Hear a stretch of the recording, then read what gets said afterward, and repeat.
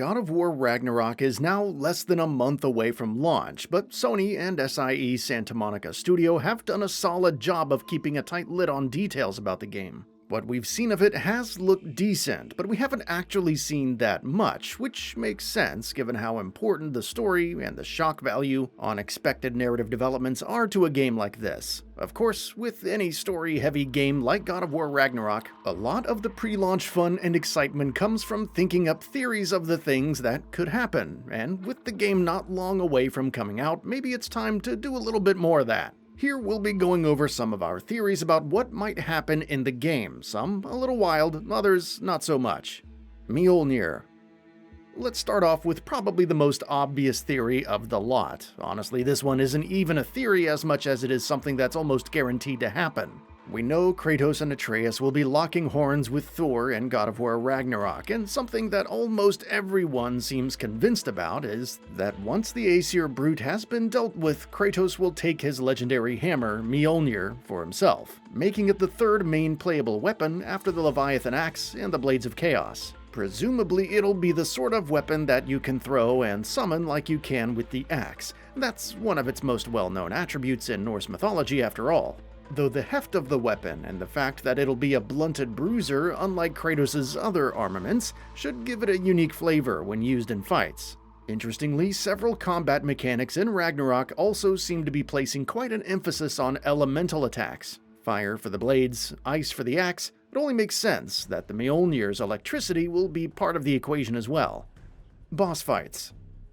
This is another obvious one, though maybe not one that we can take for granted. God of War games are known for their epic, large-scale boss fights. And though God of War 2018 was a little muted on that front as compared to some of its predecessors, we'd be very surprised if that was the case with its sequel as well. In fact, much like God of War 3, we're expecting God of War Ragnarok to be chock full of set-piece boss encounters from the beginning to the end. This is the end of the series' Norse saga, which means there's a whole lot of famous Norse mythology figures that Kratos hasn't brutally killed yet. Thor is obviously going to be one, while we also saw Kratos taking on two Valkyries at once in the game's most recent trailer, and of course, Freya will probably be a boss fight at some point as well. Whether or not she actually dies as a result is less of a given. And beyond those, it seems safe to assume that there are several more that Sony Santa Monica hasn't yet revealed, and probably won't reveal at all. Speaking of which, HEIMDALL.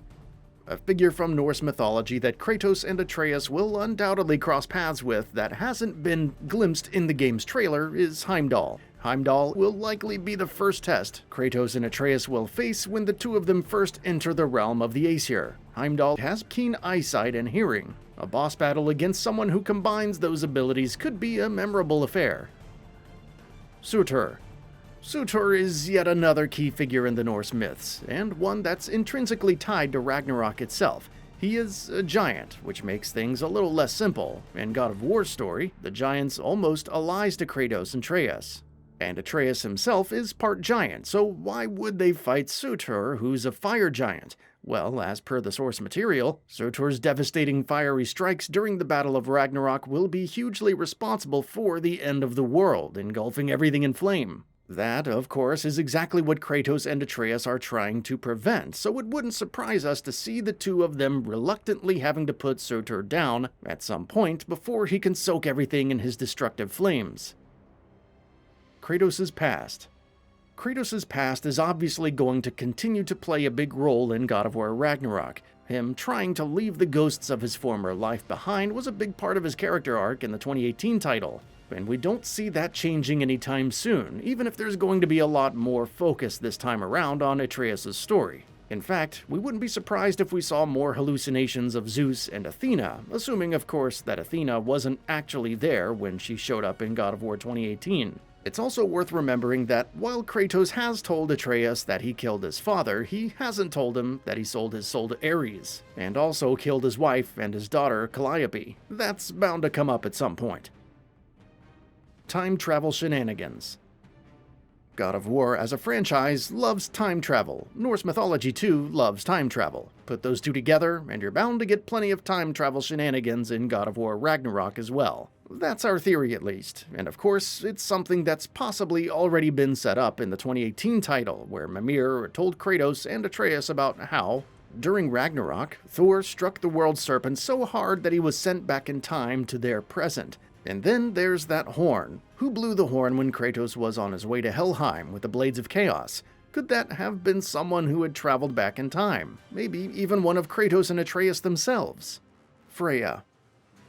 When God of War Ragnarok kicks off 3 years after the events of its predecessor, Freya has well and truly become a sworn enemy of Kratos. The 2018 title ended with her swearing fiery vengeance upon him for the death of Baldur, and the sequel's trailers have continued to imply that she's going to be hell-bent in her personal mission to see Kratos dead. There's a good chance, however, that she won't stay on that path for too long. She has a history with Kratos and Atreus, and in spite of their new enmity, one would think that there's still deep respect between them. She saved Atreus' life after all, and helped them on multiple occasions, while Kratos saved her life as well, even if he had to kill her son to do that. Given that, and the fact that the father and son duo is, at the end of the day, trying to prevent Ragnarok, we're willing to bet that Freya will eventually end up helping them. After all, there's no love lost between her and Odin either. Atreus.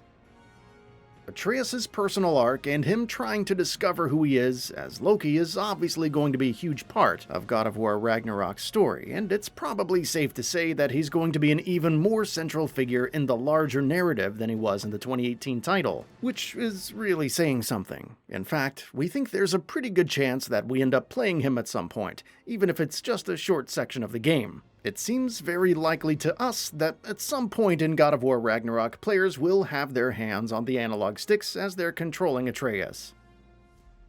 Kratos.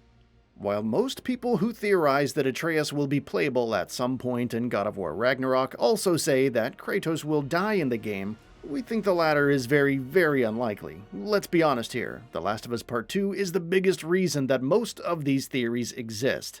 But Kratos is not Joel. Kratos is much more integral to God of War's identity and recognizability as a franchise, to the extent that it's hard to imagine God of War without him. Could Sony Santa Monica decide that his story arc has come to its natural conclusion and that the series can safely go on without him, maybe with Atreus as the new protagonist?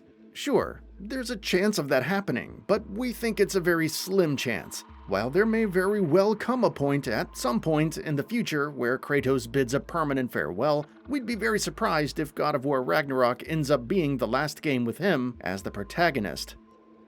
Other realms.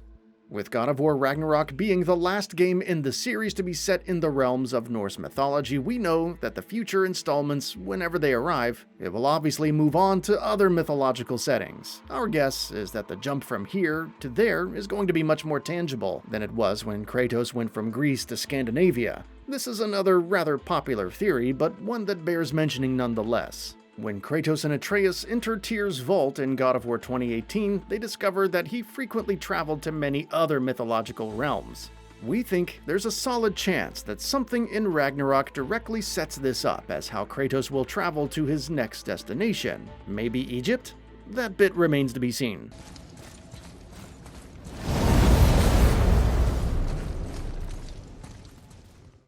That's all for now. If you enjoy what you saw, please hit the like button. And if you're new to the channel, now is a great time to subscribe. We upload brand new videos every single day. After subscribing, don't forget to enable all notifications by clicking the bell icon. Thanks for watching this video, and we'll see you next time, right here on Gaming Bolt.